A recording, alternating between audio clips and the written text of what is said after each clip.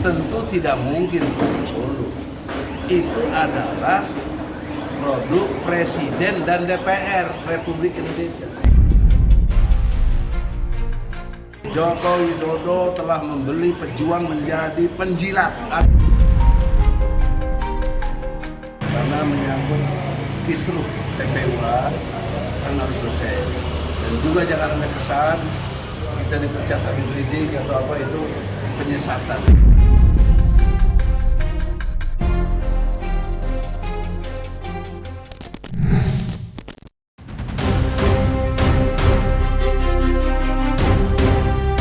Dari kawan menjadi lawan. Dulu sekutu, kini menjadi seteru. Itulah yang terjadi antara Roy Suryo dengan Egy Sujana. Dua kawan yang mengaku seperjuangan dalam upayanya membongkar dugaan ijazah palsu mantan Presiden Joko Widodo. Kini keduanya resmi berpisah jalan. Perpisahan keduanya ditandai dengan surat laporan yang dilayangkan Egy Sujana terhadap Roy Suryo dan kuasa hukumnya, Ahmad Fauzainuddin. Dari laporan polisi yang dibuatnya, Egy meminta Roy Suryo menghadapinya secara gentel dan tidak lari dari proses pemeriksaan jika suatu waktu Polda Metro Jaya memanggilnya untuk dilakukan pemeriksaan. Laporan Egy Sujana terhadap Roy Suryo merupakan bukti jika keduanya sudah tidak lagi dipersatukan usai Egy Sujana memilih berdamai dengan Jokowi dan berujung keluarnya surat penghentian penyidikan atau SP3. Lantas apa yang membuat Egy Sujana dibuat geram terhadap Roy Suryo? Dalam konteks kita ini melaporkan Ahmad Fauzainuddin dan yang namanya Roy Suryo, menurut keterangan dari Habib Rizik, itu urusan pribadi saya dan dengan saya. Tidak ada urusan dengan Habib Rizik. Dan Habib Rizik tidak mau ikut campur urusan itu, karena itu persoalan hukum antara saya dengan Ahmad Fauzainuddin dan Roy Suryo. Karena diberi peluang seperti itu, saya tetap berpandangan kepada pelaporan polisi saya. Karena menyangkut bukan soal ijazah, ini menyangkut subversi konstitusi. Dengan omongan Ahmad Fauzainuddin mengatakan bahwa SP3 Egy Sujana produk Solo, jadi tidak sah. Pertanyaan seriusnya, SP3 itu kan produk undang-undang, usernya polisi, tentu tidak mungkin produk Solo. Itu adalah produk Presiden dan DPR Republik Indonesia. Disinilah subversif konstitusi ini, telah menista Undang-Undang Dasar 45 dengan sangat seenak jidatnya, sok-sok jago, sok-sok merasa benar bahwa saya produk Solo dan karenanya harus dibatalkan. Kami tegaskan, restorasi ini hanyalah restorasi untuk membeli pejuang agar mau menjadi pengkhianat. Joko Widodo telah membeli pejuang menjadi penjilat atau apa namanya itu pengkhianat. Telah membeli. Ada diksi kata membeli. Menurut hukum, berapa jual belinya? Transaksinya di mana? Berapa besar saya dibeli? Nah, kalau dia tidak menjelaskan dengan jelas, maka itu namanya fitnah dan pencemaran nama baik. Harus rela dong diadili. Jangan nggak rela, jangan pakai jelasin maksudnya. Hukum tidak ada maksud. Laporan polisi yang dibuat Egy Sujana tidak main-main. Egy meminta penyidik Polda Metro segera menahan Roy Suryo. Ucapan Roy Suryo yang menyebut dua tuyul menemui jin ifrit bagi Egy sangat menyakitkan. Karena ucapan itu, Egy meminta penjelasan dan klarifikasi. Egy sebagai praktisi hukum senior yakin jika Roy Suryo akan ditahan, dan jika penahanan itu terjadi maka itu murni kasus yang dihadapinya Roy Suryo dan tidak ada kaitannya dengan Jokowi sebagaimana saat ini yang ramai disuarakan. Laporan Egy terhadap Roy Suryo tak lama setelah mendapat surat SP3 usai sepakat memilih restoratif justik dengan Jokowi. Dan seperti inilah singgungan jelas Egy terhadap Roy Suryo. Apalagi ditimpe sama si Roy Suryo, datang dua tuyul menemui jin ifrit. Jadi dua tuyul itu saya sama dia. Jin imprintnya Jokowi. Roy, lu jangan ngeles-ngeles maksudnya lu pakai satir. Lu lagi ribut sama gua, gitu. Jadi lu jelaskan lah. Aku tidak mau ribut antar begini, apalagi teman. Dan temannya dulu anak buah kita itu, si Ahmad Kozinuddin. Dia dulu yang keluar dari TPU, bikin sendiri. Di framing gue meninggalkan perjuangan. Siapa yang ninggalin perjuangan? Nah, poin pentingnya dengan segala hormat, jelang Ramadan ini saya tidak mau terbawa emosional saya.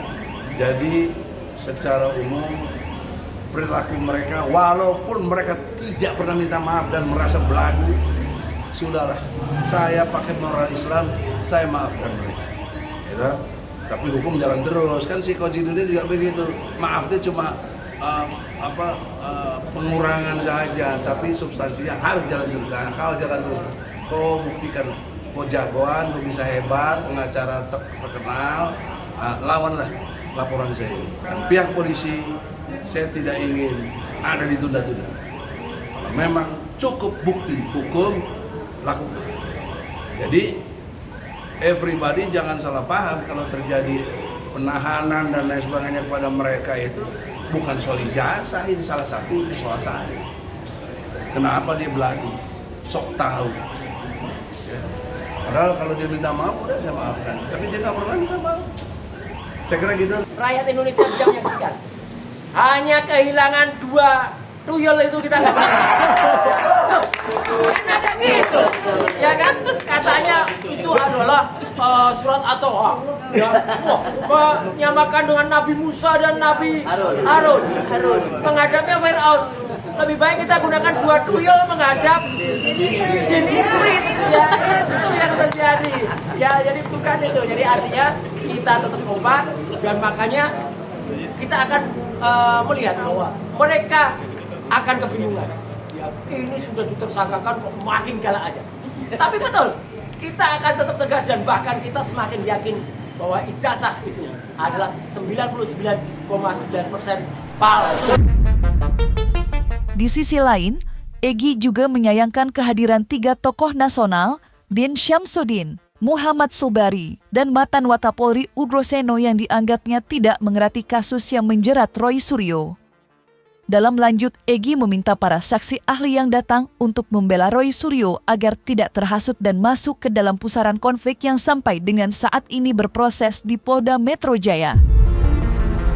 Lantas apa yang membuat Egy kecewa dengan kesaksian ahli yang belum lama ini hadir di Polda Metro Jaya? Cuma yang saya protes kepada Ugro Seno, Pak Ugro Seno yang saya hormati, mantan Wakapolri, dan Pak Din Syamsuddin, tokoh agama yang sangat dihormati. Kalian itu adil dong. Kenapa kesannya kalian bela si Roy? Kok ketika Egy sudah DHL dibeginikan kalian nggak pernah datang ke saya, telepon juga ya? Apa dong bela dong? Apa kok nggak ada? Kok tiba-tiba datang ke sini ke Irwarsum? Gimana sih logika hukumnya? Irwarsum kan bukan urusan begitu. Di internal urusan tentang pengawasan umum, bukan urusan tentang jadi tersangka atau tidak. Kalau mau minta SP3 dihentikan ke penyidik. Kok kayak nggak ngerti hukum ya kan? Ke penyidik dong minta. Gimana itu? Tapi anehnya si Roy Suryo mengecam kami, bahkan maki-maki kita, bahkan bilang kita pengkhianat, kita pecundang. Kok cara saya ditiru? Bagaimana sih? Bagaimana coba otaknya yang waras tuh? Yang waras yang memfitnah-fitnah saya tuh. Kenapa lu nggak persoalin si Roy itu? Kok sekarang nelan ludahnya sendiri? Dia telah bunuh diri dengan situasi. Saya terdorong dan tergerak atas motivasi menegakkan kebenaran dan keadilan demi ketuhanan yang Maha Esa. Maka selama 3 jam lebih, 5 jam di sela sholat zuhur, saya memberikan kesaksian dan keahlian kepada penyidik bahwa kasus yang ditersangkakan kepada Dr. Fauzia Tiasuma dan kawan-kawannya yang sering disingkat RRT. Walaupun secara khusus saya memberikan keahlian atas Dr. Tifauzia. Saya nyatakan bahwa ketersangkaan itu atau penersangkaan itu tidak sesuai dengan nilai-nilai etika, moral maupun hukum dan politik yang saya pahami. Alasannya adalah Dr. Tifauzia Yasuma dan kawan-kawannya mengajukan gugatan tuduhan atas pemalsuan ijazah oleh Joko Widodo. Menurut pendapat saya, itu adalah hak konstitusional sebagai seorang warga negara yang dijamin oleh konstitusi, terutama pasal 28 tentang kebebasan berpendapat.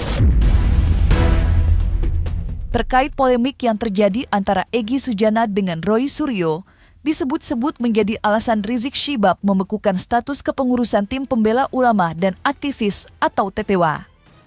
Kini Egy mengaku sudah tidak lagi menjabat posisi strategis di TPW setelah dibekukan oleh Rizik Syihab. Namun yang menarik, Egy menyebut jika pembekukan status TPW bukan karena perseteruannya dengan Jokowi, melainkan keinginan Rizik Syihab sendiri. Dan berikut pernyataan resmi Egy Sujana usai dituding dilengser Rizik Syihab dari jabatannya lantaran perseteruannya dengan Jokowi. Karena menyangkut kisruh TPW kan harus selesai. Dan juga jangan ada kesan kita dipecat Habib Rizik atau apa, itu penyesatan, nggak sesuai dengan sebenarnya. Pasti kita pengen berikan ekspresi mengedepankan estetika. jelas tadi mendengarkan Mengenai kemelut yang terjadi di tubuh TPW. Yang kedua, selaku pendiri dan pembina TPW, maksudnya Habib Rizik, itu sementara waktu kepengurusan TPW diberubah oleh Habib Rizik, ditarik mandatnya istilahnya, dan saya dengan ikhlas bersama DHM menyerah. TPW tamat. TPW jangan saya singgung-singgung. Saya bukan lagi ketua TPW. Mandat sudah diberikan kepada Habib Rizik. Alhamdulillah, tugas sudah saya laksanakan. Amanah beliau saya laksanakan. Tidak ada kata minta maaf kepada Jokowi dan tidak dipublikasi. Kalau publikasi yang ada ya dari mereka, saya tidak.